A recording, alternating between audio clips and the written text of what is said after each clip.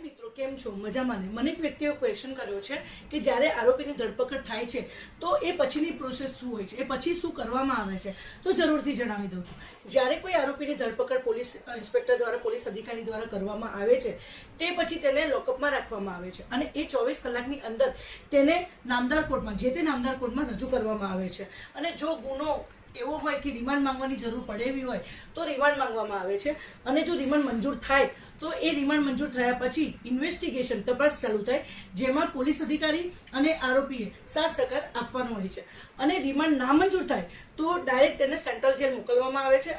Central જેલમાં મોકલ્યા પછી ટ્રાયલ કોર્ટ, નામદાર કોર્ટ દ્વારા તે આગળની કાર્યવાહી હાથ ધરવામાં આવે છે. હા, એક પ્રશ્ન જે વ્યક્તિએ કર્યો હતો એ જણાવી દઉં છું કે જ્યારે કોઈ આરોપીની ધરપકડ કરવામાં આવે તરત જ તે પોતાના સગા સંબંધીને બોલાવી શકે છે, તેમજ પોતાનો ગમે તે વકીલ એ પણ બોલાવી શકે છે અને વકીલ રોકી પણ શકે છે.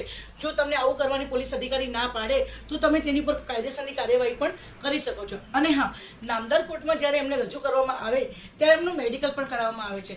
જો મેડિકલ દ્વારા ખબર પડે કે એમને પોલીસ અધિકારી દ્વારા મારઝૂડ કરવામાં આવી છે તો તેની ઉપર પણ ગુનો દાખલ કરવામાં આવે છે. આવી જ લીગલ અપડેટને જાણવા માટે મારા આઈડી વે ટુ વે લીગલને લાઈક, શેર અને ફોલો કરો.